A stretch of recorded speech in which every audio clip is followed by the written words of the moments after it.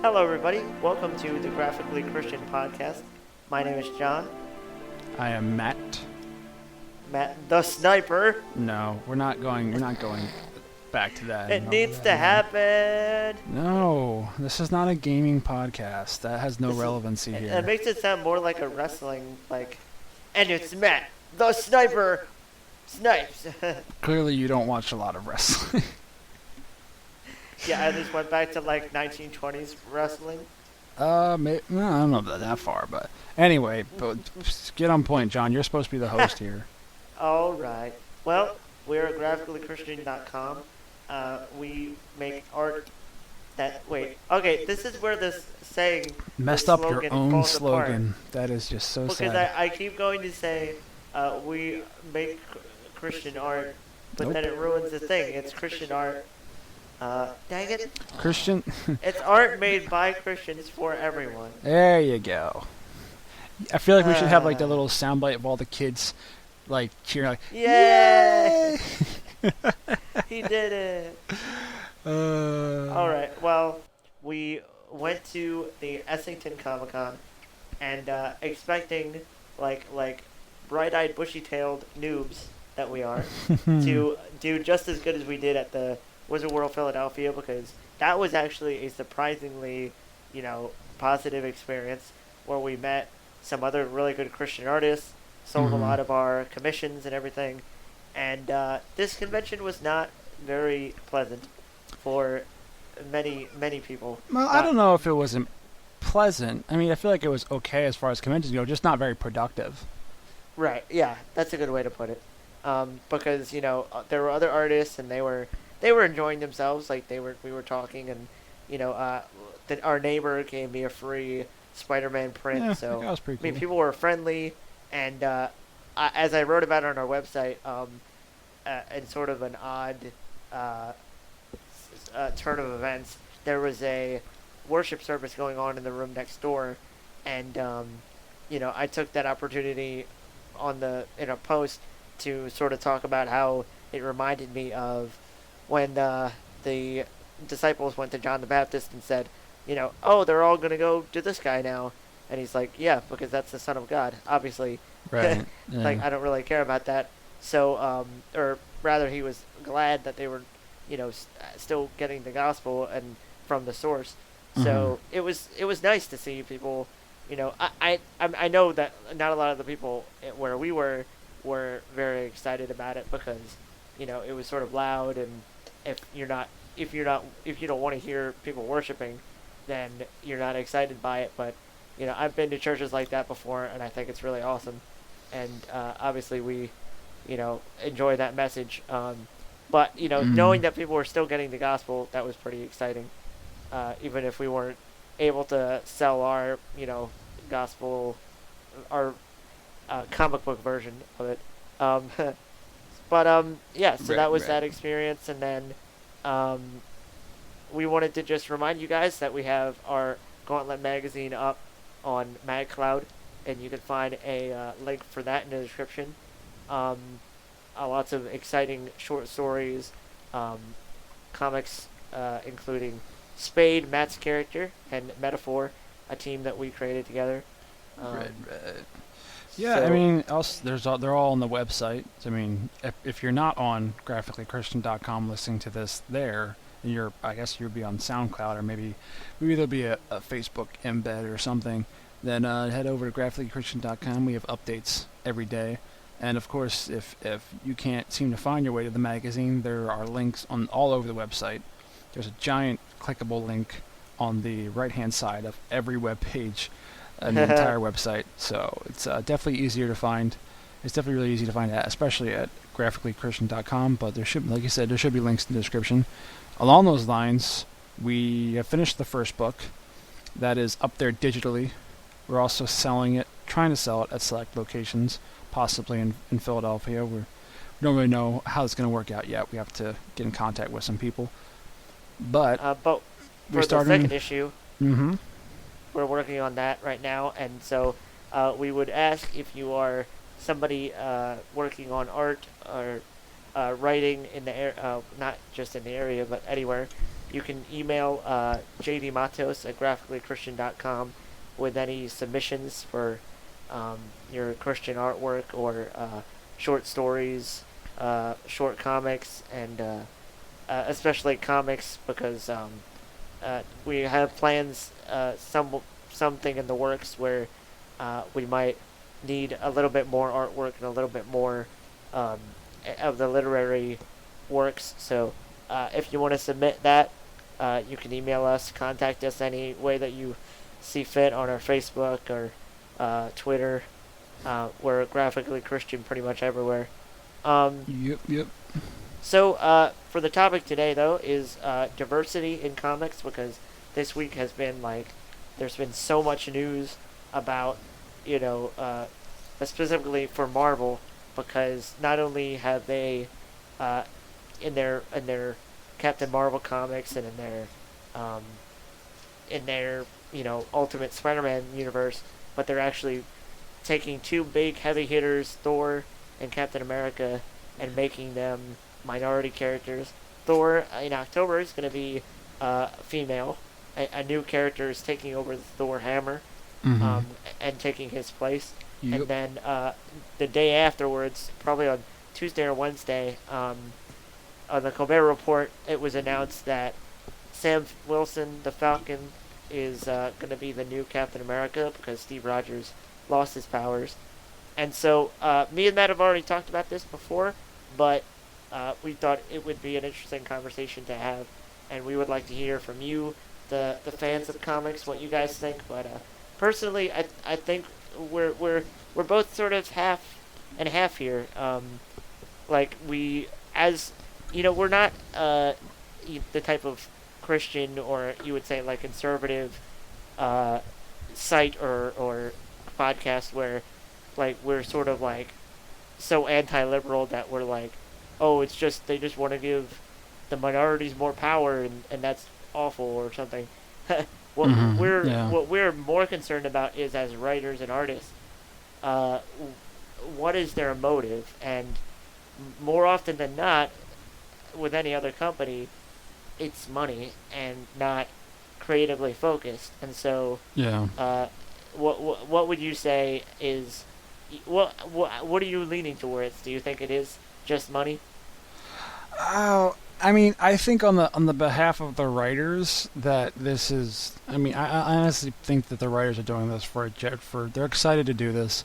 I think Rick Remender is going to be working on the new Captain America book this fall. Right on, yeah. And I think he's probably excited about it. I don't think. I mean, he's being paid by Marvel either way, so obviously he wants Marvel to be successful. But I think this is really just as far as the monetary motives are concerned, which I do believe that the reason they're doing this is for monetary reasons primarily.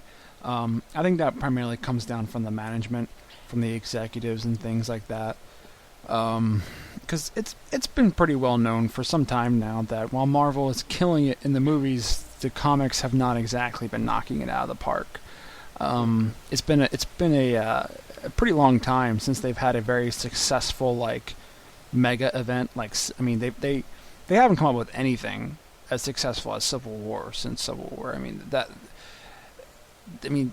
Especially since DC has come out with the New 52, they really haven't come out with a response to that or something that's been able to be as successful as that. And so it's been pretty clear that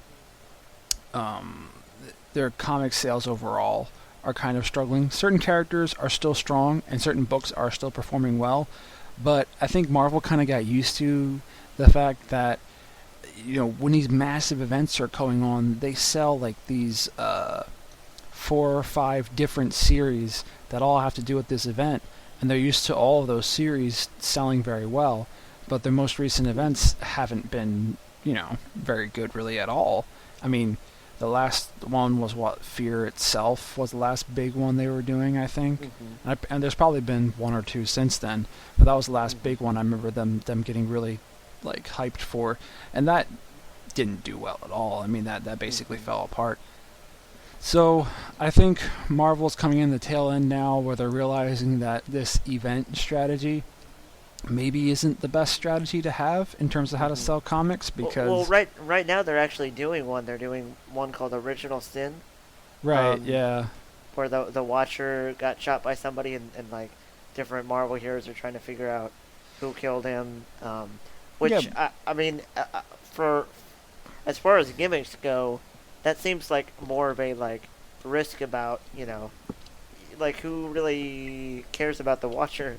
Um, I mean that I guess that in terms of like trying something new, that is something new, but it is still it's in still that an event. yeah, it's still this big blockbuster thing that for some reason involves Captain America and Spider-Man, even though Yeah, in none of their that makes solo any books sense. they're doing something else entirely. Exactly, and Um, that's the thing. I know that's the number one thing I didn't like about these events um, that they started doing is that they separate these stories, and it's never really clear, kind of logically, where these things are happening or when these things are happening. Like they're being involved in this original sin event, but in their main books, they're off in somewhere completely different, doing something completely different. I mean, that was one of the best things about Civil War, and I think it's one of the main reasons why it was so successful, was that every character was involved. Every character that was in it, their book was somehow relating to events in Civil War. You know, mhm. if a character was involved in Civil War, his main book was now the arc for that book was now a Marvel Civil War arc. It wasn't just some arc that the writer was working on before this event happened, and now he's just continuing it, even though Spider-Man or whoever is actually in this universe changing the event.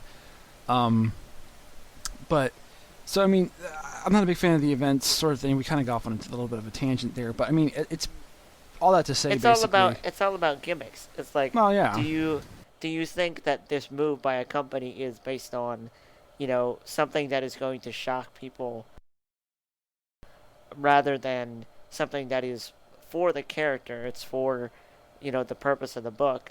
And I think like, personally, like when I heard that, Miss Marvel was going to become Captain Marvel, and that she was her Miss Marvel title was going to be passed down to this like Muslim girl.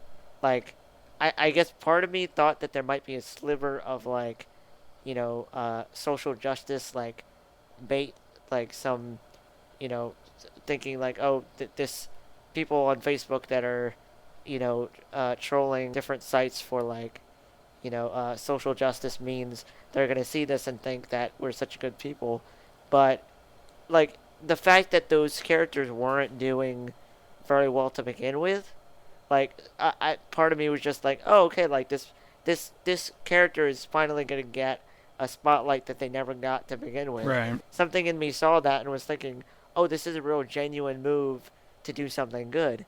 Whereas when I saw the Captain America and Thor thing, part of me was just like, and I guess it was just because of how publicized it was already and how it was announced, not through like comic book resources or like Newsarama or Mm-hmm. something. It was announced on like The View and the Colbert Report. And Yeah, well, I don't know if just to that's just specify, the female Thor thing was specifically announced on The View, and the Captain America thing was specifically announced on the Colbert Report, who Colbert was is well right. known to be a huge Captain America fan. So I mean, if you didn't think that they were pandering, if you didn't think this was gimmicky, just through the sheer timing of it, that pretty much confirms it. The way that they release these Mhm. pretty much confirms what their motives are in this, at least for me. Right. Um, And like so I think it speaks to like I mean me and Matt both read a book by Scott McCloud that was called Reinventing Comics, and I think the purpose we read it was mainly because we were deciding, okay, we're going to do web comics, so how far do we push this away from the traditional stuff? But read it if you ever read anything by Scott McCloud. He's all about like if he's doing a book called Reinventing Comics, it's not just the the medium of it. It also gets into like philosophical stuff, and so he talked about like inclusionism and stuff being a priority, and like I think part of this gets into sort of like the territory of like Chick Fil A and Oreos making like statements about gay rights and stuff like that, because it gets to whether you think, if you look at a comic book, whether you initially are able to take it seriously that they're trying to make uh, a statement about something, because part of it I think is the shock value that you get when you look at like a multicolored Whopper, because you're thinking, oh, it's Burger King, and even they're taking a stance on this. So, you know what I mean? Like, is it, and I think personally, like, thinking about, stuff like The Watchmen and V for Vendetta, like those were comics that were able to make such a big statement, and people really listened to Alan Moore and took him seriously, even though he was working in the comics biz.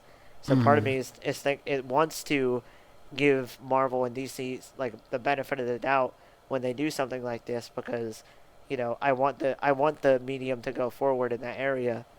Um, Well, here's no. But this is the other thing is that this being Marvel and being a major publisher and all that sort of stuff, that the statements and the statements, like you said about Chick-fil-A and Oreos, the whole gay rights issue, the statements they made were fairly permanent. I mean, they're like, this is what our company believes, this is what we stand for. These are decisions we made, and they stand by them. And the same way with Alan Moore's works is that they were completed and they're finished, and that's the way those characters are written, and that's the way the characters are going to be remembered. right. But with this most recent move by Marvel, everyone, especially since these are the main canon characters, and these aren't like the Ultimate Universe characters or anything like that, that at some point Steve Rogers is coming back, and he's going to be Cap again. And the original, whoever the heck the original Thor was, I mean, whether or not they bring in the original guy or they just bring the old Thor back, like his old mentality. I mean, it's not clear how they're changing Thor. I've never really been clear on how the Thor personality works. Does this woman who's going to be him, does she inherit? Does she somehow inherit the Thor personality and she becomes a split personality person, or does she just be her own person and just happen to have the powers of Thor? Like, it's And where on earth is Donald Blake? well, I want to know. I don't really, Every- I don't really care so much You're about not that. part of the Donald Um, Blake fan club, no. man? But Come on. what I'm much more curious is that if she just has the powers of Thor, where does Thor go? I mean, is he still inhabiting Donald Blake's body and he's just wandering somewhere? Or does Donald Blake go back to Earth with his body and then Thor's is kind of just a disembodied spirit just wandering Asgard? Or does he get his own body somehow? That would be awesome if they gave Thor like a spin-off book, and more people bought that than they bought the new Thor Yeah. book. So I mean, I'm just to be clear, 'cause it sounds like we've been pretty negative about this so far. I'm yeah, excited like- for the characters. I'm excited to read these stories. I think I actually will too. I mean, I really haven't had much motivation to read basically the Avengers solo books. I haven't had much motivation personally to want to read them, but these changes that they're making may pique my curiosity and I may pick up some of those books because I think they're big opportunities to take characters to areas and put them with new challenges that they've never been through before, and just to write characters differently, to have an opportunity to change their personalities, which is kind of rare for established characters, because obviously Steve Rogers' personality is just not going to change overnight, and it's very rare that an artist or that a writer is given the opportunity to completely rewrite a character, which is basically what's happening here, especially with the Thor character, because it's a completely new person. Sam Ellis is known for some things, but he hasn't exactly been. There aren't huge volumes on the character of Sam Ellis, so I mean, there's probably a lot more creative wiggle room with his character. So I'm very interested, and I'm very excited to see what direction they're going to take with these characters. Sam Wilson. Or Sam Wilson. I keep saying Yeah. Sam Ellis. Yeah, I don't know why I say that. But I'm very interested to see and very excited to see, like I said, where they're going to be taking these characters, what they're going to be doing with them. I think it's going to be a pretty cool fresh take to see what this is, and especially the new Avengers dynamics and how that's going to work out. they're not being as diverse as they could be because Tony Stark's coming back, and I read something about that they're actually going to make him more like the movie version somehow. They're going to make him even cockier and even more arrogant, since it's supposed to be like a younger Tony Stark Downey or something. Jr. Yeah, even more like Robert Downey Jr. So I mean, if it's not clear to you already why Marvel is doing this, it should be clear through the fact that they're not getting rid of Tony Stark, because Tony Stark is one of their most popular secret identities of any of their heroes, and in fact they're making him more like the far more successful movie version, as opposed to the comic book version. So it's very clear that they're doing all this primarily for monetary reasons. I'm still waiting for that disabled gay Thor. I mean, not Thor. Or Hulk. Disabled gay Iron. But, pink Hulk. But I think at the end of the day, we still benefit. At the end of the day, we get some new perspectives in comics. We get some new takes on old characters. We get some of the top writers at Marvel get some new chances to actually shake things up a bit and really change the way things are done in terms of some of Marvel's flagship characters and more like their flagship series, like the Avengers, or one of their flagship series anyway. So I think at the end of the day, the comic reader still ends out on top of all this. Of course, it could all just be a terrible train wreck. I mean, the new stories and the new writing could just all be so bad that it's not worth reading. I don't think that's going to happen. Optimistic. Yeah, I don't think it's going to happen. But I think even though Marvel's motives behind doing this seemingly noble thing are not exactly pure, I still think that it's good for comics overall, and it's good for the comic book reader. Even though Marvel's not necessarily doing it for those reasons. Right. But yeah, I would agree. I would say that in the end, even if some of these things are used in a way that is sort of gimmicky and the purpose is mainly for money, unless it's something ridiculous, like for example, like the replacing Peter Parker's brain with Dr. Octopus. Oh, like, man, yeah. I found that happened. I was just like, well, like how high can you jump the shark? Really? I was so glad that Spider-Man is not one of my favorite characters when I heard about that. I was like, I'm so glad I'm a Batman guy, because I don't know what I'd do if they did that to Bruce Wayne. You could switch with the Penguin. Like the Penguin inhabits Batman's body. Oh, man. I think I would just have to take a break from reading comics for a while, or at least from reading Batman for a while, because it's just like Christopher Nolan comes out with a new movie and you're not even able to see that. You're like, yeah. Well, but the thing is, here's the main difference between Batman and Spider-Man and Marvel and DC is that DC has done, I feel like, a much better job at keeping the hot hand on Batman, on their flagship character, than Marvel's done on Spider-Man, their flagship character. Because it feels like, in some ways, they've kind of just stalled out and run out of ideas for Spider-Man, hence the whole Doc Ock ridiculousness.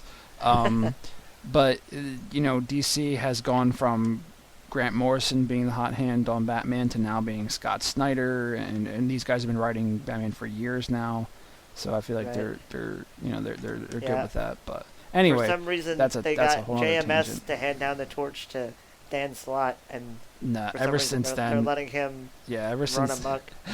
Ever since then, I feel so bad for you because you love Spider-Man. It's too painful. It's too painful for it. All right, and then our final thing. Since we have a little bit of time, I figured we could do our favorite minority characters and our favorite female characters in comics. So I have a list prepared for the first selection. All right. We have the Green Lantern, John Stewart, Luke Cage, Static Shock, Batwing, Cyborg, Spawn, Cloak, Deathlock, Falcon, Goliath, Storm, War Machine, Tyrese and Michonne from The Walking Dead, Jubilee, Shang-Chi, excuse me, Okay. Dakin, and Miles Morales. Okay. Well, I gotta go with Batwing because that's Batman. He's basically like Iron Man combined with Batman, which is like just fantastic. Which is like, this isn't even my final four. Yeah, I know. And then he becomes Iron Batman. My only other one would be not my only other one, but my top two would be Batwing and then Miles Morales Spider-Man because I really like the new suit. I really like the suit they have for him, which is great. And I love the new ability sets that he has where they give him invisibility and like a poison sting, and plus his character arc is something new and fresh for Spider-Man, even though it's still in like the Peter Parker realm. It just kind of takes it from a completely different angle, which is a lot of fun to read. So yeah, it's like with like Ultimate Spider-Man, they sort of made it like, okay, this is Peter Parker's day, and then when it became like 2013 or so, they're just like, oh, okay, let's actually do like what Peter Parker would be like in today's world. Yeah. So yeah, that was interesting. So who are your top two minority characters? I would have to go with it's basically mostly based on like the pain that it's caused me. Okay. Because Jon Stewart, I go with because when they basically messed up Green Lantern in the movie, I was just like, if they made Jon Stewart this character, if they rebooted it rather with him, right? And I guess the fact that I haven't heard that they're gonna do that, it's just like I'm just like, come on, I just want it. Yeah. Because I really like that character in the cartoons versions, and then Tyrese has caused me pain because, spoiler alert. Oh, you said Michonne. You did say Michonne. Oh, well, I can save her. She's probably gonna be one of my favorite female characters. There you go. Yeah. I didn't realize you said Michonne, but anyway, yeah, you keep going. I just interrupted you. So yeah, just to say, like, Tyrese was like, for some reason I just really liked his character. I guess just because like after like the Major League White Boys of Shane and Rick are like vying for power back and forth. Yeah. And then Tyrese comes along and Rick's just like, oh yeah, we can be buddies. Like there's no power struggle between them at all. Right. And it's just like he's just like a friend of his, and he's a pretty cool character. So yeah, and then I guess if we want to get into females, I didn't make a list. I'm sorry.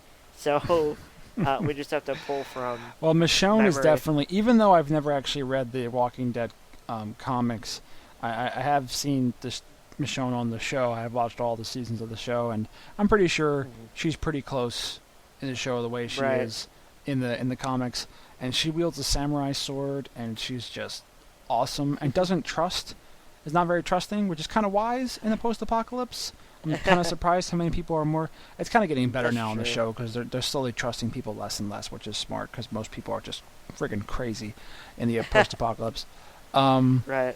But so she's definitely one of my favorites. I'm trying to think. I know there are other favorite female characters that I have. It's just been probably so long since I read any books with them in it.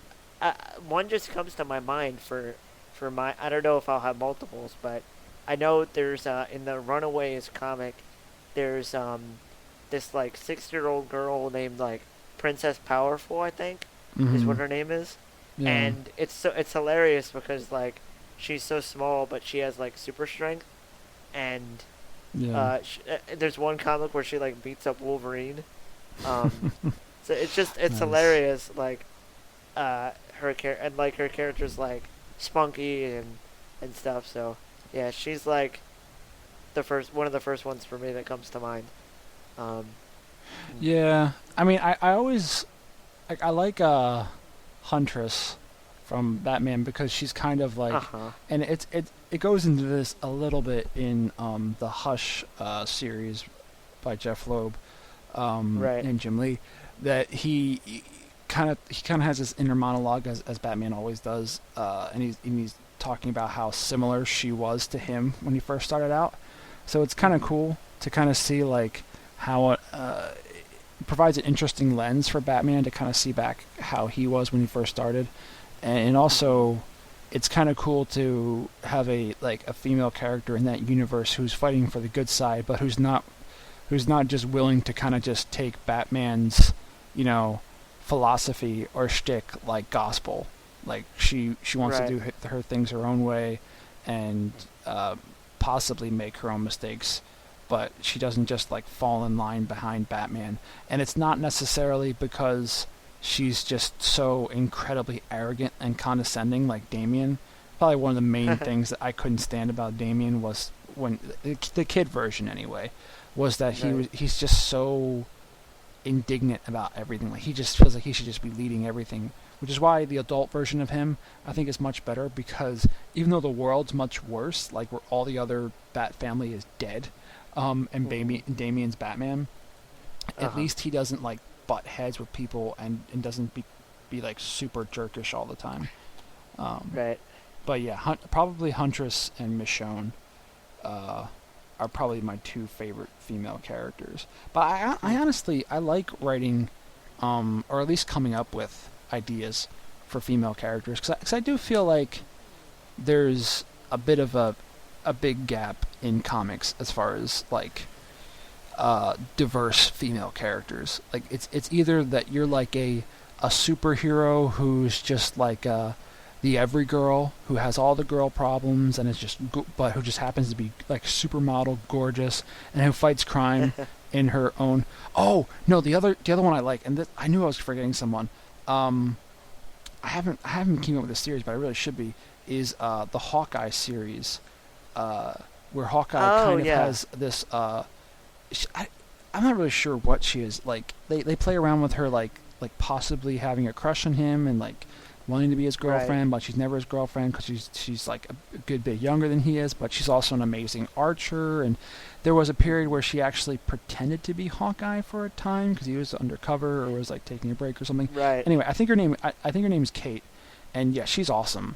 The way she's written and things, and she's never like super sexualized or anything like that. She's never really put in like a super tight costume. She's just an amazing archer and who has a pretty cool personality, because she's kind of the opposite of Clive Barton, where he's very like lackadaisical and she's very like highly motivated and disciplined and everything. So yeah, she's probably my most favorite written female character, even though she's not around that much. Even in that book, she's not necessarily around all the time. So, but yeah, well, she's like, probably one of my favorites. But when you bring that up, I sort of feel like that's a like more realistic version of like what often happens between a Wolverine and random girl characters in the X-Men. And even though like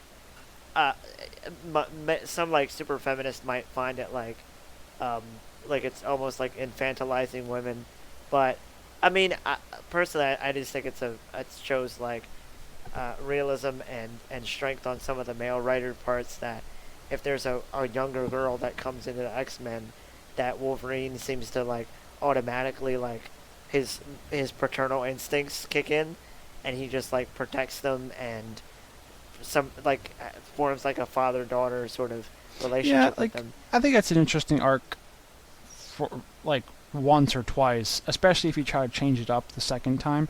But if that kind of becomes a reoccurring habit, kind of becomes old hat, Yeah. Where it's just like this is like the third, young girl mutant who's now part of the X-Men, and now all of a sudden Wolverine's taking a fatherly interest in her. Like, really? Come on, we've seen this before. Like, right. I think it needs to evolve. But for some reason, whenever I read it, like it's interesting to me just because you don't see it anywhere else in comics.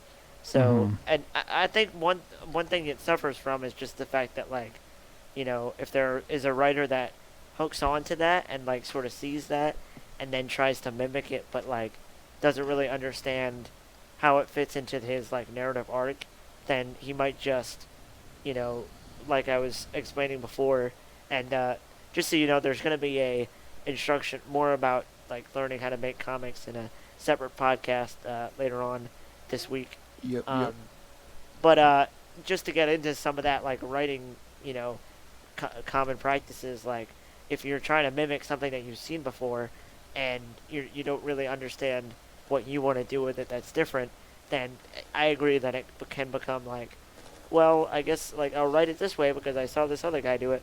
Um, but like, I, I would say that like, depending on who he's trying to be that for, like I think Jubilee was probably, since she was a runaway, like it was easier for her to do that just because like she didn't really have a childhood, and so, um, it sort of went right into that. And then I think Kitty Pryde was actually more of like, it was more of a give and take relationship because like she had a home and she comes into the X-Men, um, when Logan's not really there too often, to really be that for her, but she in turn, like when he does show up in the X-Men, she's like, trying to encourage him. um, but like with there just being so often like, people, and I think that's actually benefited Jubilee and Kitty Pryde and all them. Like it's almost like in real life when, so a girl has a good father.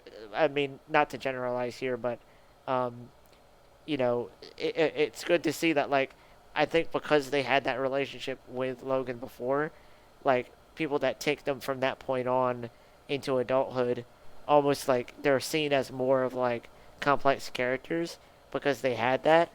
And I don't know, I think it improves their character overall because, they were always written complexly because, they had somebody in the X-Men to play off of. Sorry guys, the audio got a little wonky there at the end of the podcast, so we had to cut it off, but we were pretty much done telling you guys what we think. So we're interested to know what you guys think about the changes to Thor and Captain America, about Captain Marvel and her being Captain Marvel now, and also Kamala Khan being the new Miss Marvel, all those changes. And just let us know maybe some of your favorite minority and female characters are. Hopefully we'll be back in a little less than a week, talking about more about how to make comics. And hopefully stay tuned for that and for more art made by Christians for everyone here on graphicallychristian.com. Catch you later, guys.